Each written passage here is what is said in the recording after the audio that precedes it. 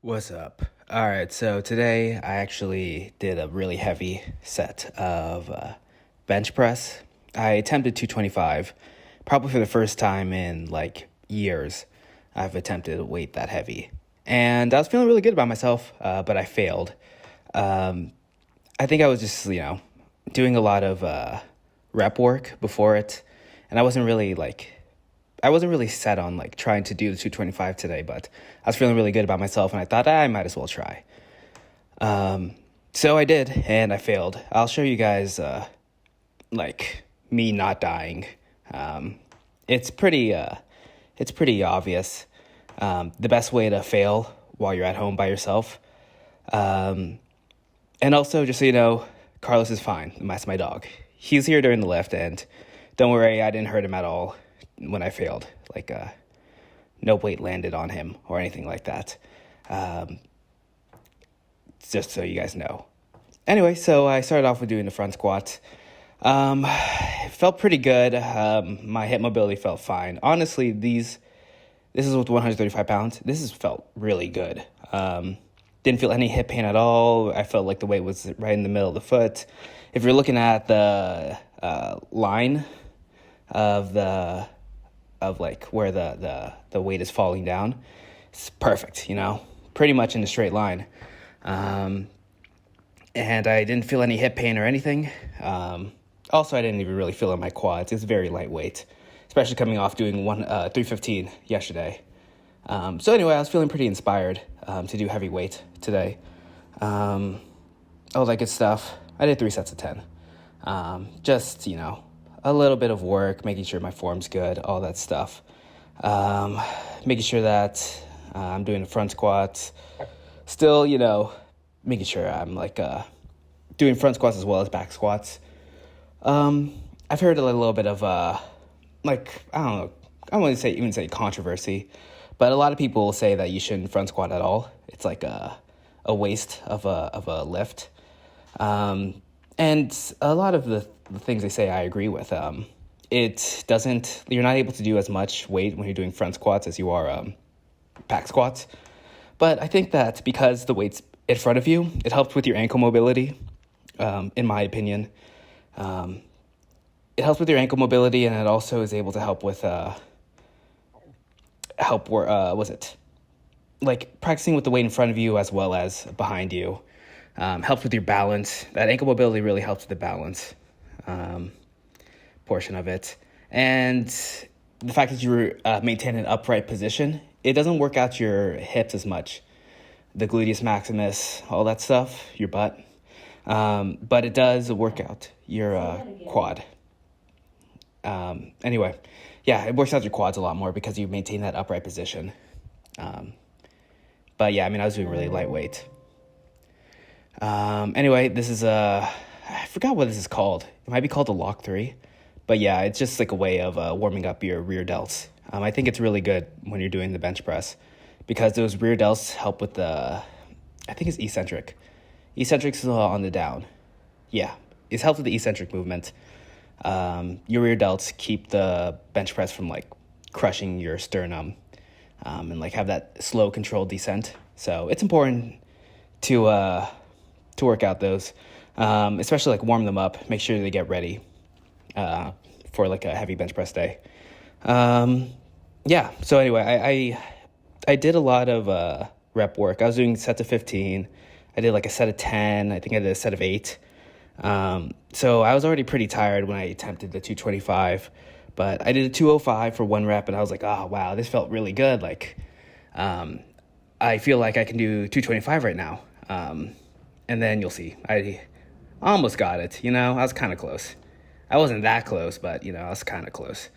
So here you go. This is starting off 135.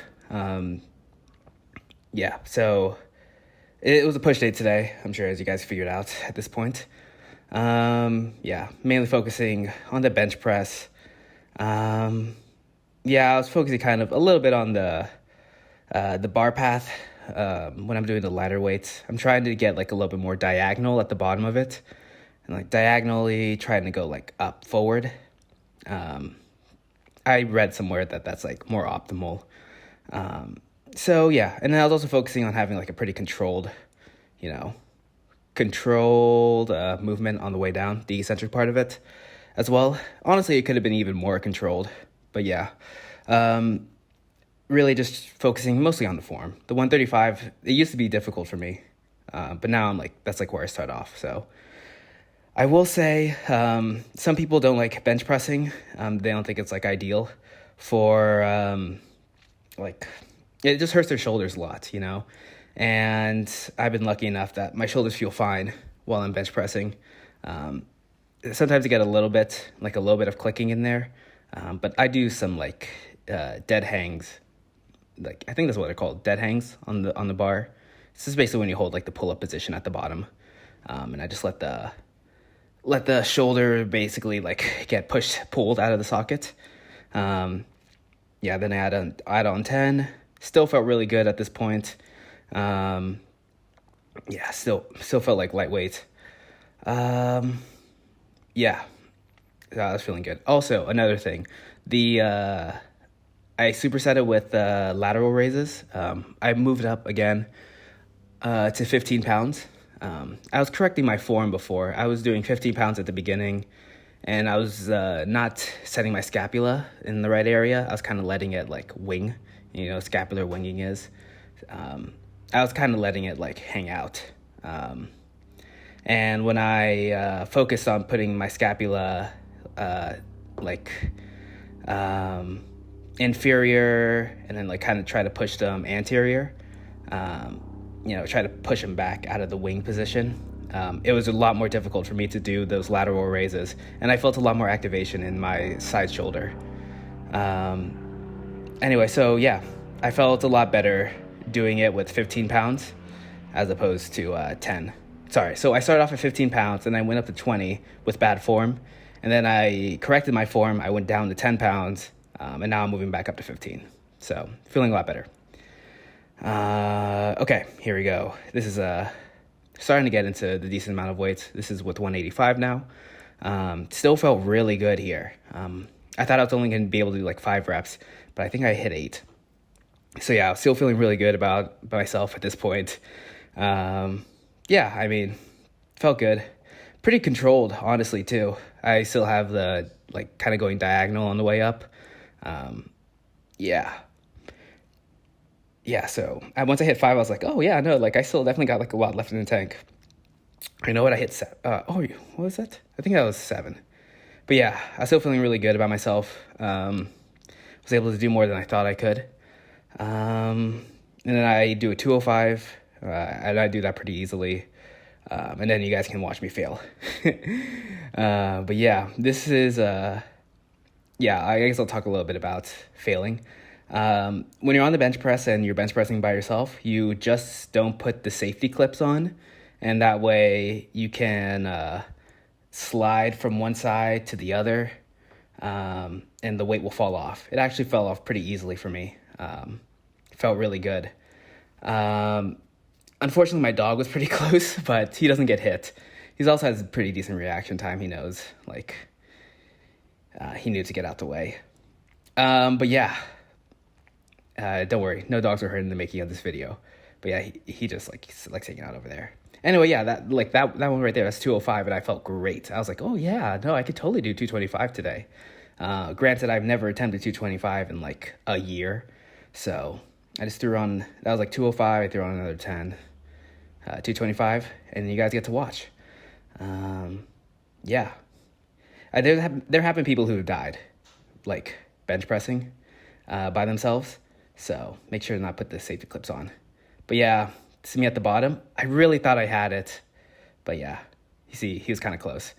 And also, just so you know, when you throw it off the side, like you throw it off, in this case on the right side, the first side you throw it off of, it's going to come really quickly onto the left side. So just know that that's going to happen. But yeah, I failed and I didn't die, which is honestly kind of empowering because I've always been scared to fail the bench press. I was like, oh, I shouldn't bench press heavy. I shouldn't try to go to failure on the bench press because people have died and I know how to fail. I know not to put safety clips on, but I haven't actually failed in forever. So it is a little bit empowering to be like, oh yeah, I failed and I didn't even hurt myself. I didn't hurt myself. I didn't hurt my dog. Everything was good. And it was like a little bit of a mental thing. When I picked that weight up, the 225, the difference was like parabolic. Oh, I think that's what it is. Yeah. It was a way more difficult than 205. A lot more difficult. So when I picked it up off the rack, I thought, fuck, like this is not gonna go well. And you can let that like doubt seep into your mind. It's the same thing that happened when I did the 365 squat. I was like, oh fuck, like this is not gonna go well. And then I did fail, so you have to like believe in yourself. And I honestly, like, next time I do this, I'm gonna try to do 225 again. And I know I'm gonna get it because I'm not gonna like do sets of 8 with a 185 and all that stuff before I do the 225. I'm just gonna do like a little light work and then hit my 225 and then probably go back down and just try to kill myself. Try to work until I get close to failure again. Anyway, yeah, that's pretty much all. I failed and it wasn't that bad. Felt really good. So these are anterior raises for the shoulder. This is an exercise I haven't done ever, actually. I've always known that they've existed, but I never really knew. So I saw a couple different people show a couple different ways of doing them. One person said you do it this way, holding the dumb bar like laterally, and the other person said you hold the dumb bar vertically. So I tried both ways, and I thought that I got more activation holding the dumb bar laterally, the way I'm doing it right now. And it felt really good. I thought that this is like a really good way to isolate the front of your shoulder, the anterior deltoid. And that's kind of it. Like, I just wanted to work some anterior deltoids. And yeah, pretty much it. I felt like the burn, and so I did like very lightweight. This is only 10 pounds, and I only did them for 10 reps. I'm starting off slow, making sure that I have the right form while I get started going. Yeah, and I really did feel the burn. I'll move up more weight, more reps to start off once I, like, probably later on. But yeah, it did feel really, really good. Felt like I was targeting my anterior deltoid, which is exactly what I was going for. Yeah, really good stuff. So even though I failed my bench press, I was trying to hit a new max, which is kind of weird to think about. Like, I haven't tried a max bench press in forever, mostly because of that no spotter. I'm benching alone, and I had that fear of like failing. The biggest fear I honestly had was hurting my dog. Like, if I do him slightly incorrectly, like, oh, it'll land on Carlos and I'll hurt him. That was like my biggest fear. And no, nothing bad happened. All right, so yeah, I'm gonna hit that 225. I do think I was able to do like more when I was in high school. I think I did like a 245 or something when I was in high school, but I was also like forced to bench press, like every day. And I haven't done that since like college. In college, I didn't really put any emphasis on the bench press because I wasn't really comfortable being bad at stuff. And I think a lot of people around my age are like really can relate to this. Like, we're not really used to being bad at things. You get all these answers off the internet on how to do things, and being bad at something is kind of like unacceptable, because there's like all the answers on the internet on like how to do things the right way, and being bad at something is like unacceptable. And this is like another thing, like these leg raises. I can see that these are like terrible. I don't even have enough hamstring flexibility for me to like do it all the way, like I'd be better off doing like knee raises.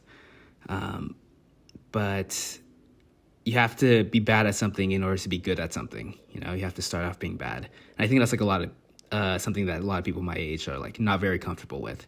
But I can talk about that more like in a separate video.